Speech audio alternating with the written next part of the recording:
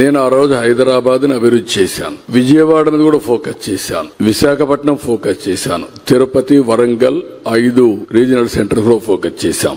హైదరాబాద్ అభివృద్ధి అయింది.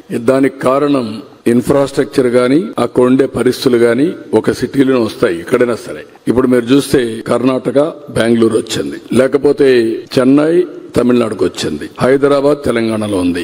ఇలాంటి చూసినప్పుడు అన్ని ప్రాంతాలు అభివృద్ధి కావాలి. కొన్ని ప్రాంతాలకు కొన్ని అడ్వాంటేజెస్ ఉంటే ఆటోమేటిక్ గా అభివృద్ధి అవుతూ ఉంటాయి. అదే ఈ రోజు చూస్తే 67% service sector Telangana, 67% service sector. కాబట్టి ఆదాయం జీఎస్టీపీలో 9.3%.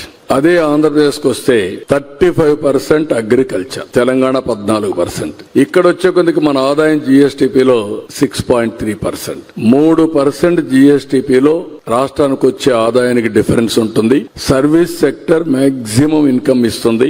అందుకే ఆ రోజు నాలెడ్జ్ ఎకానమీకి వెళ్ళాం, అది నిజమని ప్రూవ్ అయింది. ఈ రోజు విశాఖపట్నం, విజయవాడ, అమరావతి, తిరుపతి ఇలాంటి సిటీస్ అన్ని డెవలప్ చేసి మళ్లీ ఐటీ గాని, బ్యాంకింగ్ గాని, ఇంకొక పక్కన టూరిజం గాని, ఎడ్యుకేషన్, హెల్త్ ఇవన్నీ డెవలప్ చేస్తే మళ్లీ మనకు ఆదాయం పెరిగే అవకాశాలు వస్తాయి. ఒక పక్క ఇవి చేస్తూనే వ్యవసాయం మేజర్ గా ఉంటుంది. కాబట్టి వ్యవసాయ ఆధార పరిశ్రమలు కూడా వెళ్ళాలి, ఫుడ్ ప్రాసెసింగ్ కూడా వెళ్తే ఇది సాధ్యం అవుతుంది. దానికి నేను డీటెయిల్డ్ గా తయారు చేసింది మీరు చూస్తే చాలా స్పష్టంగా తయారు చేశాం. రాబోయే రోజుల్లో ఏ విధంగా ఏ సెక్టర్ ఏ విధంగా ట్రాన్స్ఫర్మేషన్ రావాలనో దానికి డీటెయిల్డ్ గా తయారు చేసి ముందుకు పోతాను.